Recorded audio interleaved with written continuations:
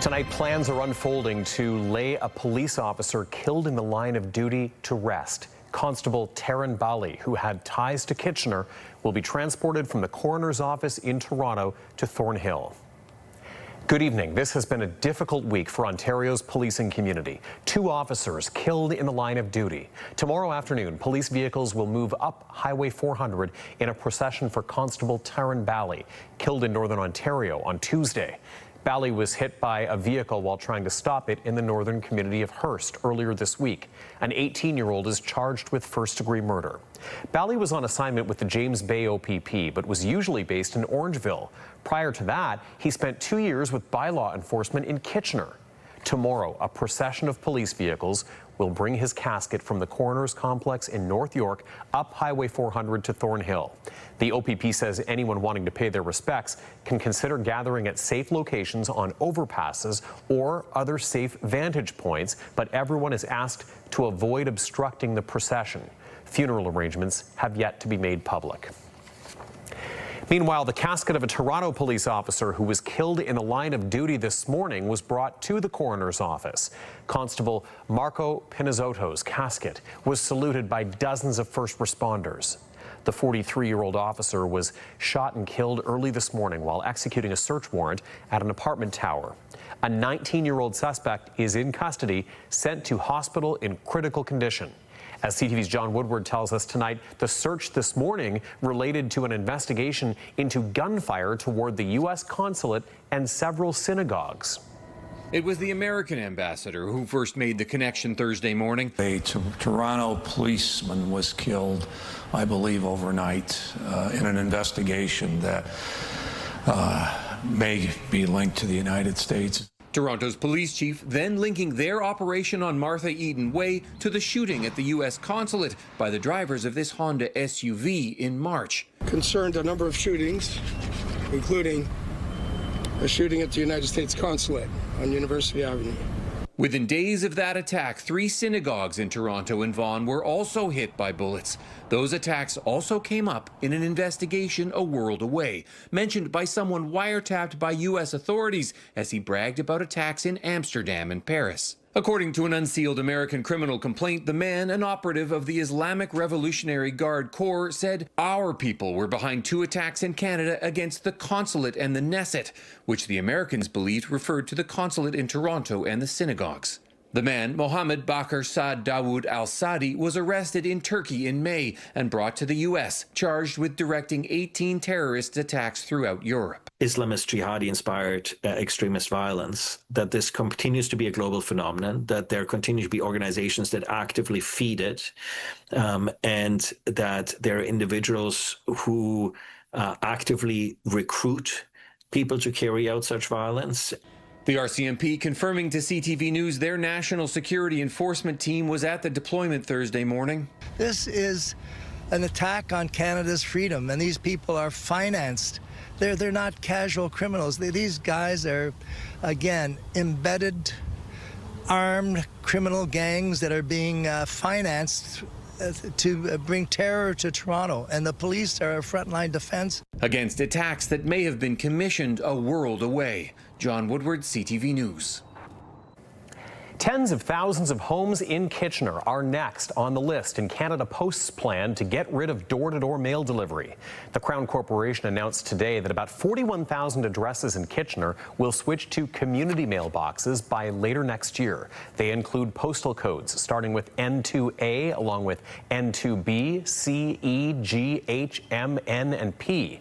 It's part of an ongoing effort to address growing losses at Canada Post, $1.5 billion last year alone, and more in the first part of this year.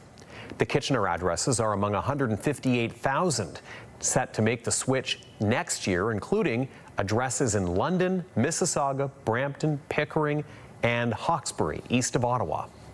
Process takes several months. So Canada Post, we go and do some citing. And so we're doing, based on our criteria, like security, accessibility. So we identify the sites that we think are the most, the best one for people to transition to and where to install the box. So we do that first step, and then we share our recommendations with the municipalities, and we work with their planning department to make sure that that works with them, and then we communicate the locations to the impacted residents. And again, the switch for the 41,000 Kitchener addresses is expected to be complete in a year and a half.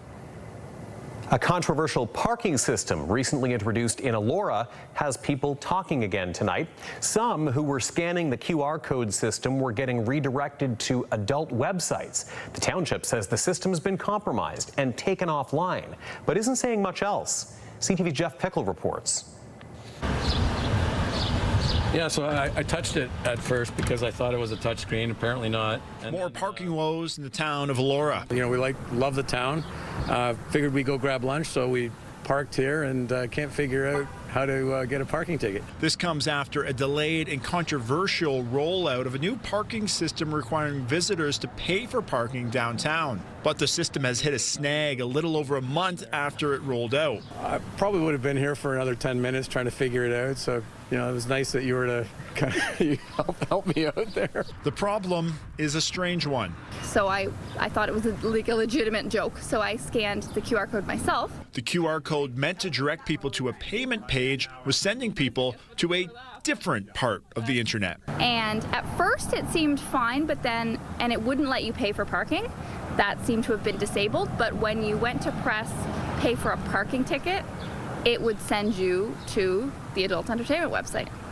The township says they became aware of the situation yesterday afternoon and acknowledged the system was compromised and worked quickly to address the problem. I was walking home and I noticed that there was garbage bags covering up all the parking signs, and I thought that was just odd. The township says at this point they do not believe any confidential information has been exposed, but local shop owners say the hack is a concern. It's bizarre. Like, why hack into a system and do something like that? It's strange for our town. Despite the actions of the township to cover up the QR code on the signs, the QR code on the kiosk was directing people to the township event page with no information about the parking issue. An unusual situation presenting another setback. Customers have come in complaining, getting tickets. For an already controversial parking plan. Jeff Pickle, CTV News, Elora. Soccer fans in Waterloo Region and across the country will be locked into the World Cup tomorrow as Team Canada plays its first game at Toronto Stadium. The Canadians will take to the pitch tomorrow afternoon for their first ever World Cup match on home soil against Bosnia and Herzegovina. The opening game of the World Cup earlier today in Mexico saw Mexico defeating South Africa 2-0. There are several watch parties planned in Waterloo Region and the Guelph area throughout the World Cup. Many of those venues expecting big crowds tomorrow for Team Canada's first game. You can head to our website, ctvnewskitchener.ca, for more details on your local options for watch parties indoors and outdoors. And a reminder, we will be carrying the Team Canada game live as well right here on CTV tomorrow afternoon. A Kitchener Elementary School is celebrating a new beginning. CTV's Karis map now on the completion of a building that pays homage to the region's roots. 1, 2, 3!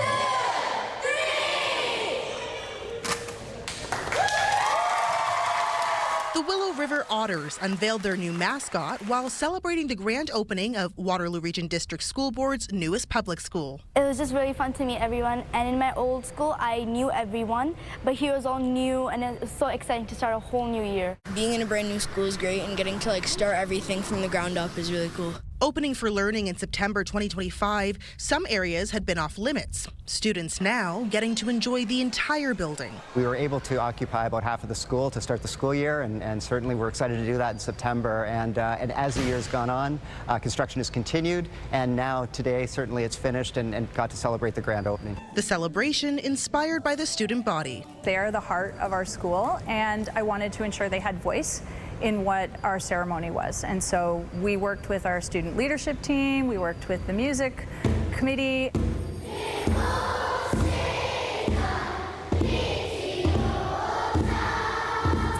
Much of the school's foundation was built on reflection and a promise for the future. With the proximity to the Grand River, that created just some special connections, certainly to our Indigenous roots here in Waterloo Region. Indigenous architecture can be spotted throughout the public school, including in the main lobby. I like the architecture and the design, like the spiral staircase. When I went up, I was like, wow. Just learned today actually resembles a smudge bowl. There's also an outdoor classroom to promote land-based learning. Our kindergartens have created a butterfly garden, whereas some of our older students have created an herb garden. Next year, the school's population will almost double, close to 600 students, with grade 8 classes being offered. What I'm really looking forward to is, all the stuff that we've worked for this year still is still there next year. We have made a student hub for grades 7 and 8 students, and that'll be open next year. Karis Mapp, CTV News, Kitchener. We have an update now on a story we first brought you in April about a 7-year-old Guelph boy. Mateo Vandermeer lost most of his mobility, and earlier this year his family launched a fundraiser to buy a device to help Mateo walk again. As CTV's Alexandra Hollick shows us, the family hit their target, and now Mateo is hitting his stride. You're doing so good, Mateo. I'm so proud of you. 7-year-old Mateo Vandermeer is doing something his family thought he'd never do again, walking in his living room. Yeah. He uses a Trexo robotic exoskeleton, a device that seemed out of reach only a few months ago. We can't believe that we reached our goal overnight, and now it's here. It really seems like a dream. It's a dream come true for Mateo's parents, who launched a fundraiser at the end of March, hoping to raise $45,000 to buy the Trexo. In late April, CTV News shared their story when they were still $7,000 short. But by the next morning, the family surpassed their goal. We want to thank every single person who shared our story, who donated. Every cent, every action that people take to help us it's really meaningful, and we really appreciate it.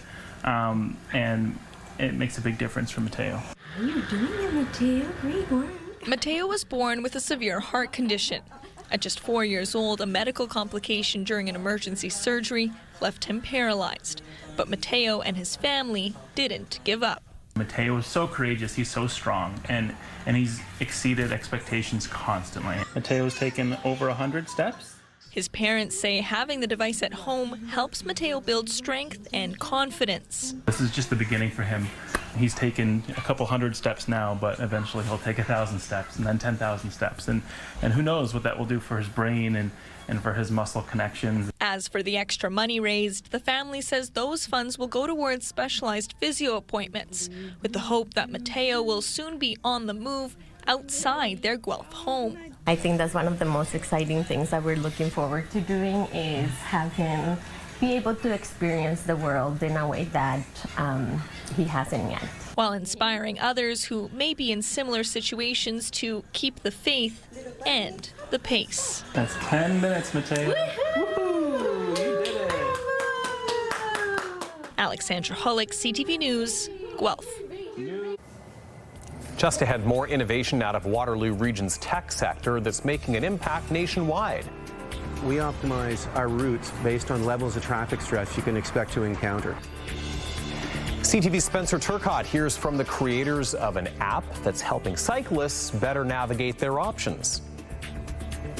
Here's our satellite radar, and I want to draw your attention to the system that is right now making its way across Michigan, parts of Lake Huron as well, because just to the west of Stratford, once you get into Sarnia-Lambton, Chatham-Kent, Windsor-Essex, there's a severe thunderstorm watch for overnight tonight. We aren't expecting too much in the way of severe storms in Waterloo Region, but what we are expecting is some pretty muggy conditions overnight. Current temperatures range from 20 to 26 across southern Ontario, but factor in the humidity and it still feels like 34 degrees in Windsor, 33 in Sarnia, and 29 in London. So it's a really, really muggy night out there. And here's a look from Kitchener's Deer Ridge area a little bit earlier tonight. Beautiful shot of a bloom in the foreground, sun setting in the background. You can almost Feel the humidity as you look at this scene from earlier tonight just outside our CTV studios. Feeling like 29 degrees outside our studios at the moment. Back with more news in 2 minutes. As Waterloo Region grows, so does its cycling community. And now a Made in Waterloo app designed to help plan routes is picking up speed across the country. CTV's Spencer Turcotte has more. In 2023, Cycling Guide was still just a pilot designed to help Waterloo Region cyclists find safer routes. Now the app is out and it's full speed ahead. There's a marker there. We're on Caroline Street. Cycling Guide attracts users looking for a less stressful way to get around on two wheels. What our app does is we optimize our routes based on levels of traffic stress you can expect to encounter. The app analyzes roads, trails, and bike lanes, then recommends routes based on how comfortable they are for cyclists. A separated bike lane or multi-use trail ranks low on the stress scale. Busy arterial roads rank much higher. We use OpenStreetMap data, which is like Wikipedia for mapping data, which means it's free, it's maintained by people around the world, including here in Waterloo Region and including us. Since the original launch, the app has added new features aimed at first-time riders, including cycling tips and information about secure places to park your bike. That's the City of Kitchener's bike check at Victoria Park. With fuel costs climbing and Waterloo Region expected to reach 1 million residents by 2050, advocates say cycling will need to play a larger role in the transportation network. There isn't room on the roads for 1 million people to be driving around in cars. The app's creators believe helping people feel safer on a bike could be part of the solution, and not just in Waterloo Region. It has expanded to Ottawa, Halifax, Sarnia, and Saskatoon, with communities like London now beta testing the platform. The app is free, and it always will be free. But most importantly, the app's inventors feel the goal isn't to reinvent the wheel. It's to help people use their wheels more safely. Spencer Turcotte, CTV News, Waterloo. The City of Kitchener is getting millions of dollars from the province for meeting its targets for new housing. Just over $8 million is coming to the city from the province's Build Faster Fund. The city broke ground on more than 3,000 homes in 2025, the third year where the province's targets have been reached. First and foremost, we believe we're a great community for people to live, work, and thrive in. But more importantly, from a housing perspective, we've really been working hard with the industry and so on to make sure we make building homes in Kitchener as easy as possible. Urbanovic says City Council hopes to decide where the new money will be allocated before Council's summer break. Later on CTV News, a story out of Huron County that proved to be a pivotal moment in the Canadian labor movement. We've got a look ahead to a new production surrounding a historic moment that is hitting the stage in Blythe. Well, we're in for another uncomfortable night tonight. Warm temperatures and rain expected, but what will your Friday look like? Will the weekend be a washout? Those details with your full forecast coming up. Stay with us.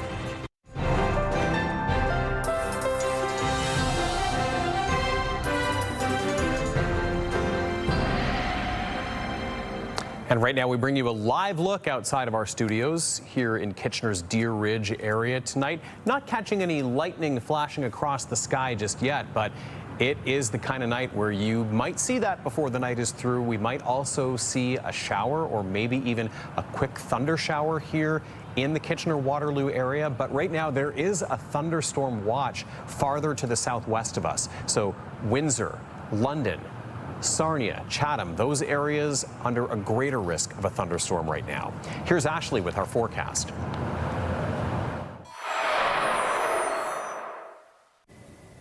Well, I hope you've had a great Thursday. It was another muggy one out there. We didn't get as much rain as we expected first thing this morning, but we aren't out of the woods yet. Showers continuing to roll through the region through the overnight and into your Friday on and off. So make sure you have an umbrella handy just in case. What also is continuing is this heat. Windsor, Leamington, Essex County seeing another day of a heat warning in effect. 33 degrees is a daytime high, feeling closer to 40 43 with the humidity. So it is not nice out there in that respect. The good news is, as we get into our long-range forecast, a cool down is on the way.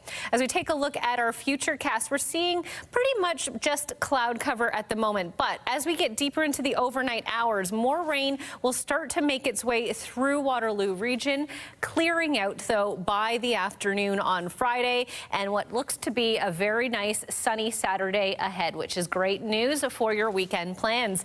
Overnight tonight, similar to last night, just dipping down to 18 degrees. We could see a risk of a thunderstorm, and a westerly wind of 20 kilometers an hour is expected. So it will be another muggy night tonight. Unfortunately, if you are someone who sleeps without a window or maybe without air conditioning, it might be a little bit uncomfortable for at least another night or two. Tomorrow, we're looking at a daytime high of 25, a westerly wind at 30 kilometers an hour. As we get a look at our almanac, just as a reminder, we should be seeing 23 this time of year. 29 was reached today, not nearly as close as our record. 33.3 set back in 1933. What a fun number that is. So we're not even close to that record, but definitely feeling a little hotter than we normally would this time of year. Looking at our 7-day forecast, starting in Waterloo region. As I mentioned, Saturday, shaping up to be a beautiful day. 27 and sunny, 20 for Sunday, though. So temperatures taking a drop by Sunday and into the next work week. So if you're not enjoying this heat, we are going to get a break come next week. Lambton, Kent, Essex, similar conditions expected there. 29 for Friday and Saturday. Then temperatures take a dip for Sunday and Monday at just 23. And lastly, in southern Georgian Bay, mainly cloudy for your Friday and 22. A nice Saturday at 28 and sunny. And then check out those temperatures drop. 17 for Sunday with an overnight low of just 6 degrees. Tony. Ash, thank you so much. Yeah, that is going to be a little bit of relief compared to what we've been dealing with. The present temperature as we approach midnight outside our studio right now, 23 degrees, feeling like 29 with the humidity. As we take another live look outside our studios in Kitchener's Deer Ridge area, our photographer Dan Lochner bringing us this look at a very muggy night across the region. Stay with us. Back in 2 minutes.